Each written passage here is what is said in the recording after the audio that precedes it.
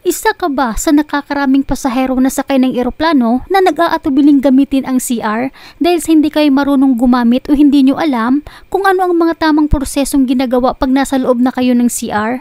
Ito ang video na makakatulong sa inyo mula mismo sa isang flight stewardess na isang Pilipina na paniguradong magbibigay sa inyo ng kumpiyansang gamitin na ang CR sa tuwing tinatawag kayo ng kalikasan at nang hindi na kayo magtitiis pa na hintayin pang makalapag ang eroplano. Panoorin at pakinggan lamang po ang video mga kababayan. Dahil napakalaking tulong po ng mga ganitong klaseng impormasyon lalo na sa mga kababayan natin na takot gumamit ng palikuran dahil sa hindi marunong at nahihiyang magtanong. Pero bago tayo magpatuloy, huwag kalimutan i-like, share, subscribe at bahit na rin ang kampana for more upcoming videos. Salamat!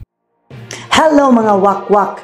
Dahil sa inyong mga request na ituro ko kung paano gamitin ang toilet or CR sa eroplano, ito na yung video. Okay? I-share nyo to para malaman din ng mga iba nating mga kababayan na nagbabiyahe at hindi alam kung paano gamitin ang palikuran. Kaya tuloy nahihiya sila na gumamit at hindi tumatayo kahit ihing-ihi na o taing-tai na talaga. Ngayon mga wakwak, i-follow nyo to step by step. Ayan, klarong-klaro yan. Itong ginagawa ko, pag i-EBS kayo, ganyan ang gagawin nyo, maglagay kayo ng tissue dyan sa gitna ng seat cover para yung mga EBS nyo didiretso at hindi siya magkakaroon ng mark pag pina-flush nyo na. So ayan mga wakwak, di ba? Malinis talaga. Huwag kayong mahiya at huwag kayong magpanik. Kailangan nyo lang talagang presence of mind lang talaga ang kailangan.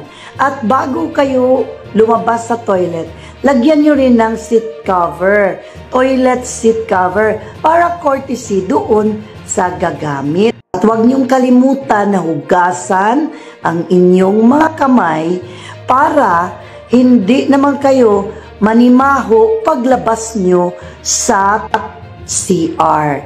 Merong hot and cold ang ibang eroplano. Siguro yung ibang mamumurahin na airplanes, wala. Ayan, pagkatapos, punasan nyo ang inyong mga hands. Diba? Ganon.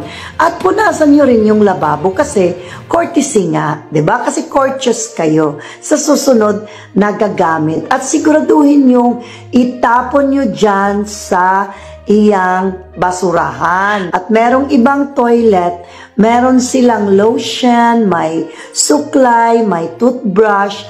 Pero kung wala, mag-ask kayo sa mga flight attendant para makapag-toothbrush kayo pagkatapos nyong kumain. At meron ding mga perfume. Sosyalin din yung mga perfume sa eroplano namin.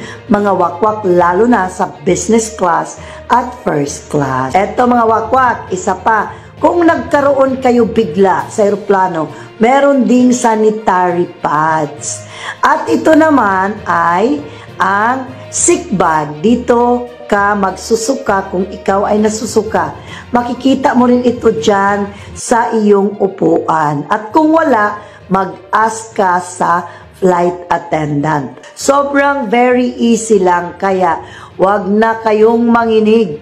Wag na kayong mag-hold sa inyong ihi at EBS. Pumasok na kayo sa toilet or CR. Kaya wag na kayong magpigil mga kababayan, at kung di talaga kayo sigurado sa mga gagawin sa loob ng CR, may makikita po kayong ganito, pindutin nyo lamang po para mapuntahan kayo at matulungan kayo ng stewardess. Hanggang dito na lamang po, mag-ingat po kayo palagi kung saan man kayo ngayon.